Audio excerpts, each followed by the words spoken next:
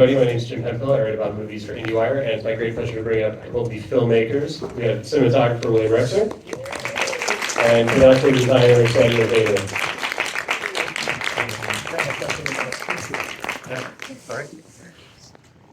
So I guess I want to start with just the origins of this. How did each of you become involved, and what were your initial conversations with Mona Fastvold like?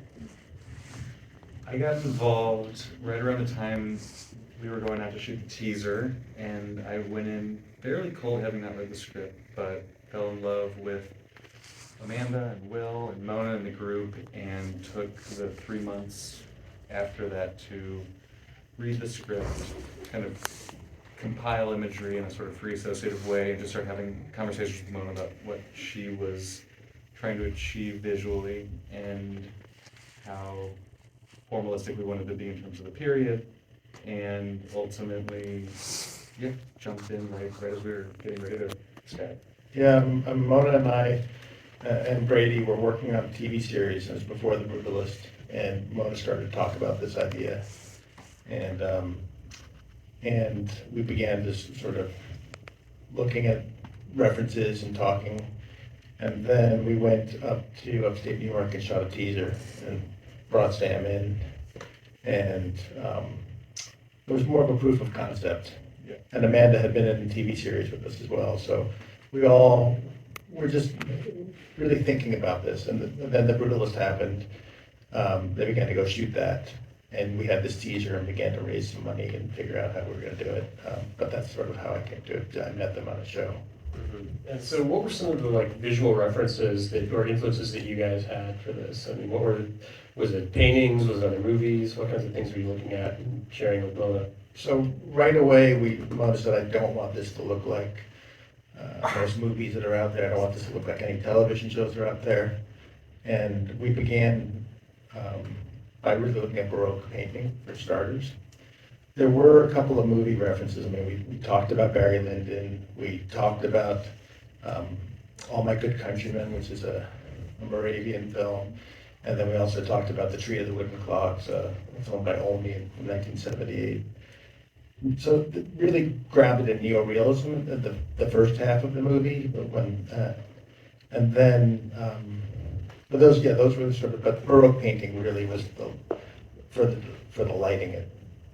And then design-wise, I mean, the film starts in the 1740s, 1750s, and it really was the emergence of artists depicting everyday life, in Europe and in England. So William Hogarth, who was a political satirist and who depicted, the kind of pre-industrial, early urban environments of London and Manchester and other cities, was a huge reference for us. Francis Seymour Guy and a lot of the early American painters, and then for the Shakers, I mean, there's so much of their artwork that is kind of outsider folk art. There's a sort of a sophomoric innocence to it that we really liked, and we knew we wanted to find a way to incorporate into some of the sets, like the tree and the dance hall. But we really tried to excavate as much visual logic from those images, because it's a pre-photographic era, and so that was where the kind of verisimilitude of the design came from a lot of those. But even the dance work, a lot of that Shaker art had these forms that you see, like the tree and these shapes, and we knew that's why we did a lot of these top shots, because we wanted to represent those forms back into the movie as well, and you could really see that from a top shot. How does the fact that it's a musical inform or affect your guys' work, and are you collaborating with the choreographer at all in terms of figuring out the overall design? From the very beginning, Mona would be rehearsing with Celia in New York, sometimes just with her, sometimes with Amanda, sometimes with the all the dancers. And I would take my iPhone with Artemis, and I would be working with them both to sort of feel what the shape of the dance would look like. But then, I mean, there were two things. There was a push and pull that we wanted to do. One was to respect the full body possessed by Ann Lee and was becoming a believer. So the camera also joins in the dance a lot of the time. And so that did influence the entire shape of the film, because once Ann Lee is an adult and has followers, the camera is a follower. And then I'm also wondering, like, well, first of all, so where did you actually shoot this, and how was the location chosen? Primarily Budapest. The ship was a bit of a four-hander between existing schooner in Jotunberg, Sweden, that we could take over, clean out, redress, turn it to, 1750s, 1760s. A seaworthy, but that was not seaworthy, where we dropped the sails down in the dock for a lot of the dance sequence and some of the bigger shots. The portraits where you see people moving in the ocean was a seaworthy vessel that had similar kind of finishes and details that was 2 docks over, but they let us take out in Sweden. We built a flood tank set for a lot of that heavy water cascading, and then the little model in the bathtub that we. And a little model in the bathtub was about this big. So that was, that was the Swedish part, and then Budapest comprised most other things that weren't in upstate New York or Massachusetts. Yeah, we had some Massachusetts, some New York, Yep. plate work in England. Yep. But Hungary was the main, all that boat work was 2.5 days. So, And so, for the Mancunian townhome where a lot of the dancing takes place in the beginning of the film, the interiors of the New York home that you see off of Broad Street, a lot of the Shaker field work, the meeting house facade, the interior dance hall, that was all on one giant 1840s property that was outside of Budapest that we just took over for about maybe half the shoot. Sam did a really beautiful job. We are in Budapest and it's just a facade and people going in, and then you cut to, we'll be inside a real Shaker building in New York. And then we'll cut to another shot and we're down in a barn that's also in Hungary, and it worked seamlessly. Yeah, and between you, me, Mona, Gosha, we were, constantly reviewing, what are we seeing? Where do the resources have to go so that the film feels as big as possible? And we even, some tricks you really needed to feel the interior, exterior relationship of that meeting house, but to build an entire ceiling structure and have it be a truly practical interior, exterior was just beyond the scope. But we needed those interior spaces, so, Will, Mona, and I sat down and we just figured out ways to okay, so we have to finish the inside so you can feel people coming in and out, but we turned those interior spaces into kind of swing sets for Shaker scenes. And I think the biggest testament to your work, my work, Sophia's work is that the first time I saw the movie, genuinely I got lost with regard to what was in Massachusetts and what was in Hungary. The seams are so finely stitched in that sense. Yeah, well, the scale of the movie is unbelievable considering, when I heard, when I heard the budget and schedule, it just seemed insanely low for what you guys ended up with. And, could you talk maybe just from the cinematographer's point of view too, about how do you maximize your resources so that it doesn't look like you're straining against them? Because this looks like a much more expensive movie than it is. Planning. We did, Mona and I, in New York, we would map out the dance. When we'd be looking at locations, I would again go with Artemis and we would scout, and I'd say, these are all that we're gonna see. We're never gonna see what's over left, we're not gonna see what's right. If the camera were to pan, it would be something very modern just off to each side. So we had to really plan out those shots and know the structure. In our office, I would print out a still of every frame, the first frame and the last frame of every sequence, and we had it across the wall before we began filming, so that everybody, every department could come into Mona's office and see what that was going to be and then plan for that. So there was very few surprises, and the only way that was really the only way we could do it. Well, you mentioning the little boat in the bathtub. One of the things I love about this movie is the kind of handmade quality of the effects and everything else. Talk a little bit about that. You were telling me earlier today about the approach to the matte paintings and things like that is very old school, right? Sam and I were very ambitious at the beginning. We thought we're going to do real old glass matte work. We're going to print out on an 8-foot by 6-foot piece of glass. We're gonna go to like the Hudson River, and where there's nothing, we're gonna have old New York. And it weighs how much? I mean, it weighed 200, 300, I mean, it was Like 300 3/4 inch pounds. tempered glass. So the glass was delivered to my house in Dobbs Ferry, and I was gonna go do a test with it. And it didn't even make it out of my driveway before it shattered into 1 million pieces. And to quell it a little bit, because had a scenic spent days doing it, it would have been tragic, but we were even more ambitious, that we were trying to figure out for a test how to do like a UV latex print with feathered, and it worked. I mean, here's the thing, Oh, no. we spent like weeks looking at samples for that. And I would go down, hike into the river, find a part of the Palisades in the Hudson River where there was no buildings, nothing modern. And I created that plate, and then they projected it, and then they painted, and we were we did a lot of work. Yeah. And, but that informed us and taught us a few things. And then we worked with Lee in London, Yeah, Lee who, so we now what we did is we actually shot the plates, Lee projected, then Lee painted, and then we combined them. So we used some visual effects to do that. All the set extensions are done that way. So like when you're looking at a town, you're looking at, it's all hand painted. The boat, the ships in the harbor, when they were sitting there, that one ship is partially real. Mhm. Yeah, our ship. Yeah, our ship, but everything else is painted. Yeah. So we played with all those sort of old school techniques.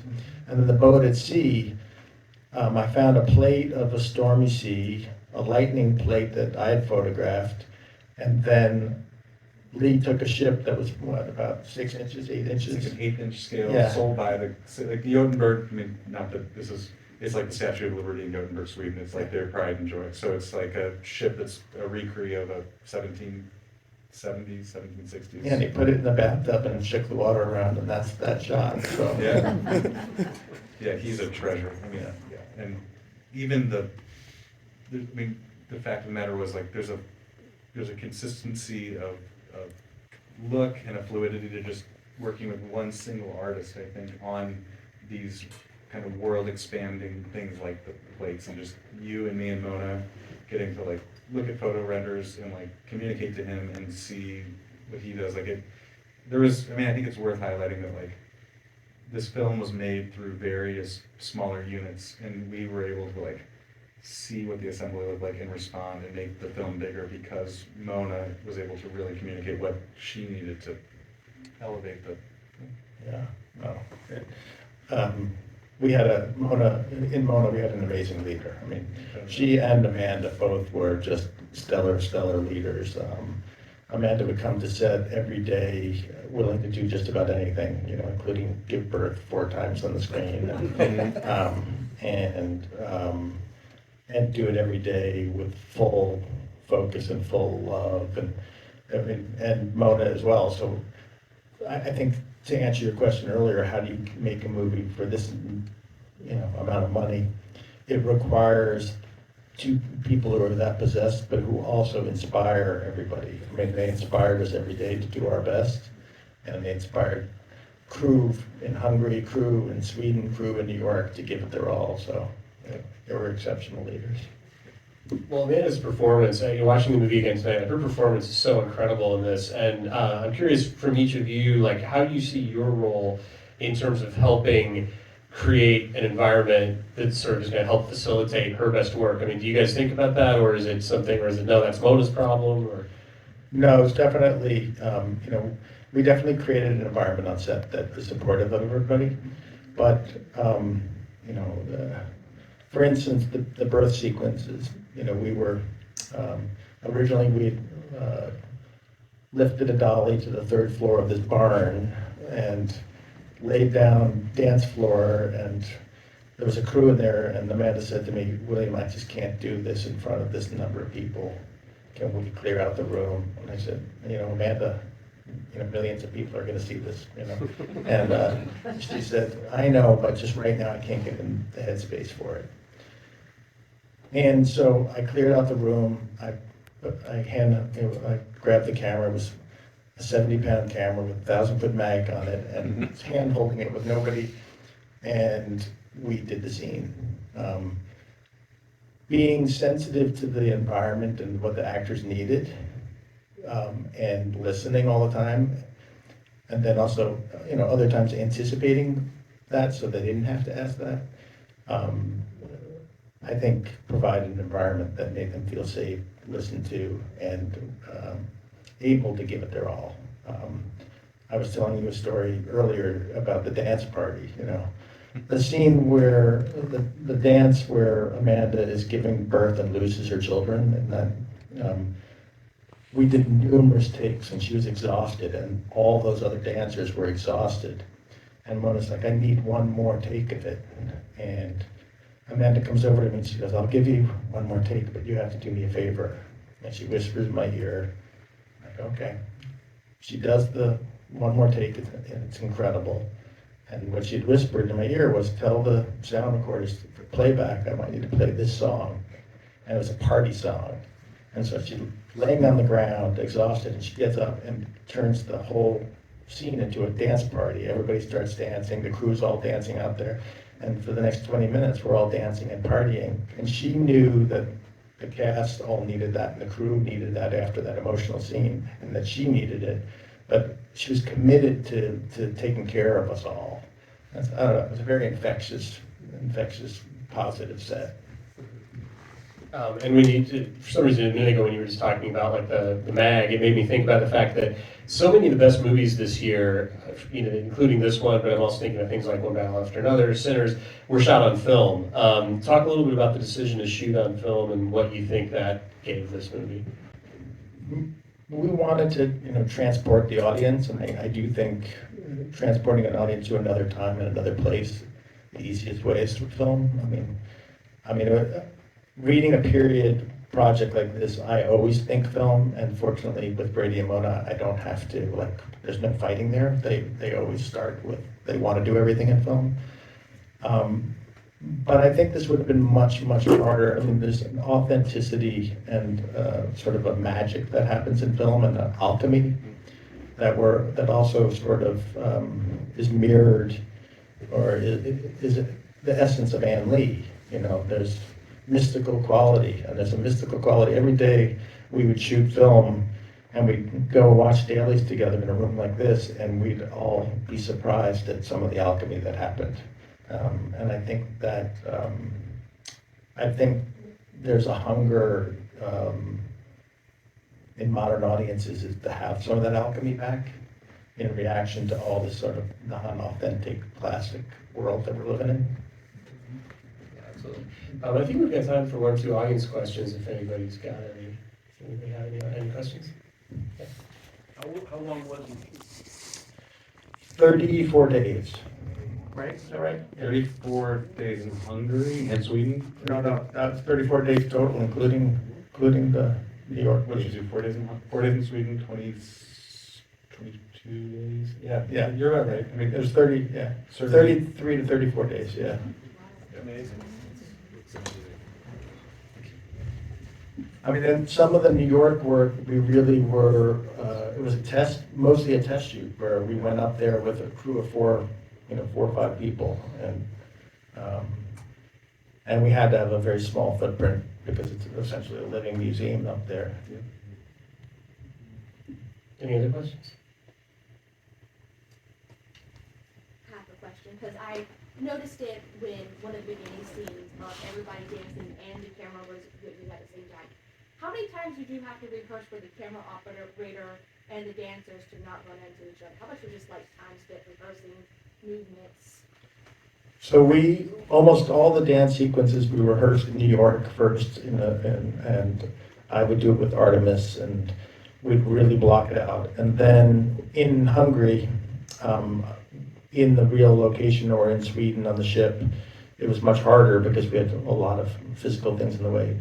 And I would walk it through again with Artemis until everybody felt safe that a camera and a body could be there. And then Sam Ellison, my incredible operator, would now I was just doing it with an iPhone this big, then he had to take a very large camera and do it. He would walk it through once, and then we would go. So, because otherwise we'd wear out, I mean, also in Hungary, we're there in the summer in a heat spell, and it was, so sometimes it was, 95 degrees in that room, and so it was kind of brutal. But yeah, no, the dancers were amazing. Celia, the choreographer, was amazing, and we all worked together. One of the things, even for numbers that were not song and dance numbers, the choreographers were there. I was telling you earlier today that the composer was always there. Yep. So for dramatic scenes, he'd be playing music to get the entire cast and crew into the mindset of what the tone of the scene should be. So that was, it was really a very unique experience. I've never had anything like it before in my life. I mean, I worked with Baz Luhrmann on The Get Down, and Baz would do something similar. He would have the composed music playing to get everybody. But this was really unique. Gosha, the costume designer, Celia, the choreographer, Sam, we'd all be there all the time, even, and everybody be feeding off of each other, supporting each other. And then we'd go and have dinner at 11 o'clock at night, watching dailies, and all be sharing what the experience was. You talk about what works and what doesn't and what we want. Yeah. Yeah. It was really a lovely working experience. So you're basically knocking out about 4 pages a day, and they're not easy pages. There's a lot of movement, there's a lot of choreography. So I'm curious, did you walk into, were there any days where you came in with your shot list and your expected coverage and you realized we don't have the time today to get everything that we need, where you have to make those adjustments to get your 4 pages? I mean, there were days where we were doing, a page, and there were days we were doing 8 pages, but and there probably is 25 minutes of scenes that didn't make it into the movie, so there's even more. We never didn't make a day. And we did some unconventional things where, like Sam Ellison, my A operator, I would spin him off, and I would have him shooting something where we were, essentially as a second unit, but Mona and I would be running over, and we'd leave. Brady, Corbet would direct him, and we would run back to set and keep working, and then we'd move them to another thing. And so we had to do this sort of creative leapfrogging sometimes for, like, when the horses are charging and that type of thing. But yeah, there was never a day that we didn't make it. We really had a great plan. We had a great AD. And like I said, I had photographs of every first shot and last shot of every sequence. And Mona had acted out all the parts, and I had all that. I even had videos of almost every scene with Mona and their associate producer acting. And so we kind of knew, we spent a lot of time preparing. And I think that's the reason we were able to do it. Just one question. Were there any, if you guys had worked together previously, were there anything that team members kind of borrowed from working together into this, and that maybe paid off in shortcuts or shorthand ways that made you more efficient? Absolutely. I mean, Mona and I had done 5 episodes of television together with a lot of pressure, and Sam Ellison, the operator, and I had just come off of a TV series together. And Amanda was in both those series, so so Amanda trusted me as well. So there was that for sure. But the crews, no, like the Hungarian crew I had never worked with. The first assistant I had done some Jack Ryan stuff with, but nobody else on the crew. But Mona and Amanda, when they come to a set, I think the hardest thing that I have on a film like this is to try to get all the crew and to try to get the post-production crew and everybody to understand the ambition that Mona and Brady Corbet have. It's that this is not just another product to be made or another day at the office, that we're going to try to do something special here. and the actors are giving it their all. But when you have like Amanda coming and giving what she gave, it really is infectious, and all of a sudden you just see everybody falls in line and wants to be there for them. And everybody wants to anticipate and make it possible to make these days.